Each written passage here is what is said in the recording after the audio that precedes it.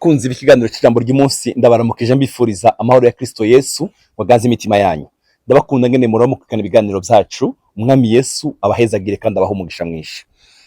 Uyu munsi wa none ndifuza ko dusangira namwe rino jambo rigufi cyane, isengesho dushobora kubaho dusengera imiryango yacu. Ndavuga isengesho ryo gusengera imiryango yacu uyu munsi. Bavandimwe bacu bakunzi, tugomba kubera maso imiryango yacu. Luka yarabivuze ngo umunyenkomezi afite ibigwanishwa bye yateramiye urugo rwe ibintu vyiwe bibe amahoro. Ndakwifurije kuba umuteramyi urugo rwawe kugira ngo urugo rwawe robe amahoro. Reka twumve icyo Yesaya yavuze.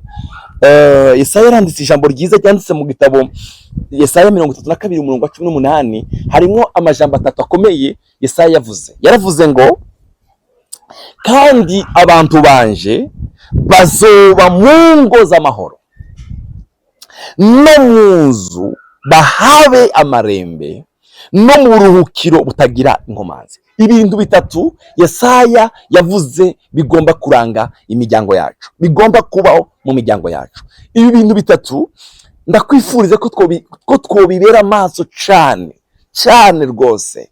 Ijambo rya mbere yavuze ngo abantu banje bazoba mu ngo z'amahoro.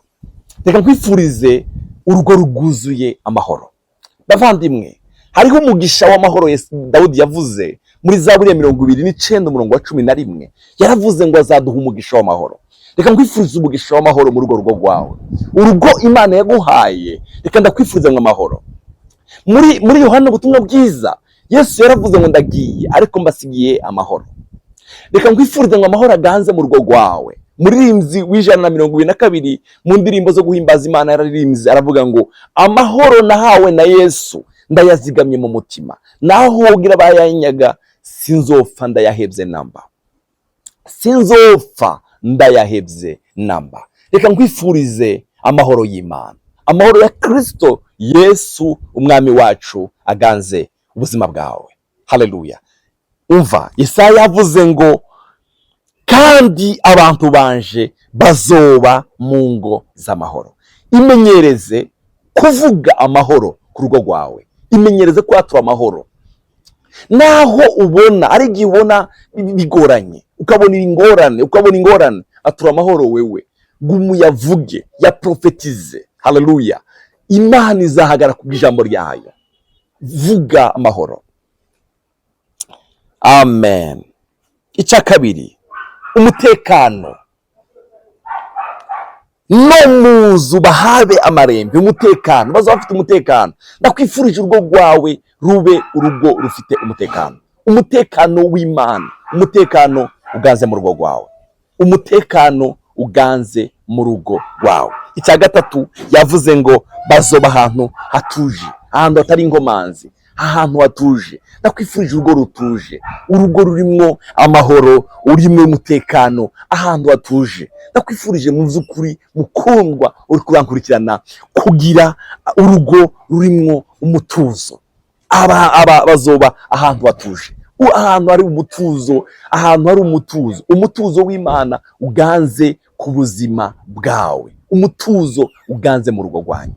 Ndakwifurije bino bintu bitatu mu rugo rwanyu, kandi birakunda kandi birashoboka. Tuvyature, tubigire bimwe mu masengesho yacu ya minsi yose. Nami iri ni ijambo ryawe, hagarara kuri rino jambo, uryature ku rugo rwawe, uvuge ngo urugo rwanje ruzaba urugo rwuzuye amahoro, umutekano uzoganza mu rugo rwanje. Ntihazoba ahantu hatuje, ahantu huzuye ubwiza bw'Imana, ahantu abamarayika b'Imana baba, mu rugo rwawe. Haleluya. Ahantu abamarayika b'Umwami Imana bagendera. Ndakwifurije kuba mu rugo rurimwo amahoro. Luka igice cya mbere umurongo wa 5 baravuga ngo ku ngoma ya Herode umwami w'Iyuda hariho umuherezi yitwa Zekariya wo mu tigiri w'aba Abiya, kandi yari afise umugore wo mu nzu ya Aroni yitwa Elizabeti. Bombi, haleluya, bagororoka imbere y'Imana.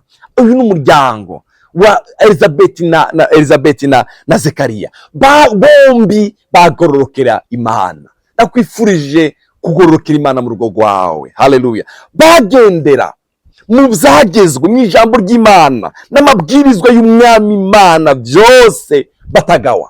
Haleluya. Bagendera mu byagezwe n'umwami Imana batagawa.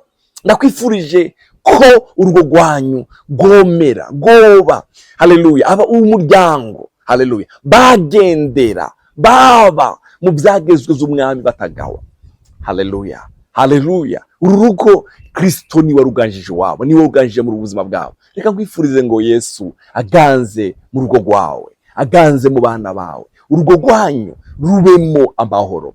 Ababyeyi, iri jambo ryanditse kuri Zekariya na Elizabeth birashoboka ku miryango yacu. Birakunda bavandimwe muriko murankurikirana. Haleluya, birashoboka.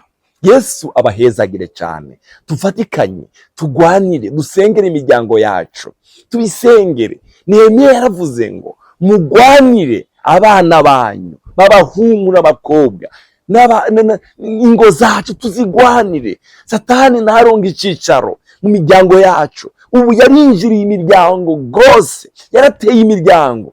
Haguruka dusengane nawe. Amen.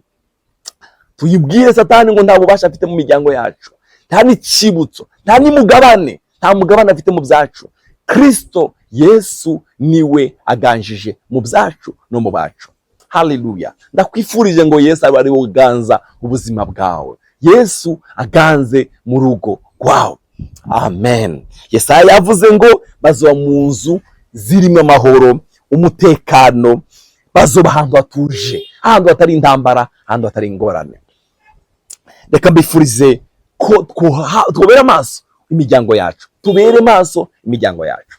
Reka dusengane namwe. Data, mu izina rya Kristo Yesu, twatuye bino bintu bitatu Yesaya yavuze. Amahoro aganze mu miryango, amahoro aganze mu bana, amahoro aganze. Ndasenze mu izina rya Kristo Yesu ngo amahoro aganze mu miryango yacu, aganze mu bana bacu, aganze mu buzima bwacu. Imiryango yacu ibi imiryango ifite amahoro, umutekano, ahantu hatuje, ahantu hatari intambara. Mu izina rya Kristo Yesu mwami wacu, urakoze kutugirira neza. Amashimwe baba yawe mu izina rya Kristo Yesu mwami wacu. Amen.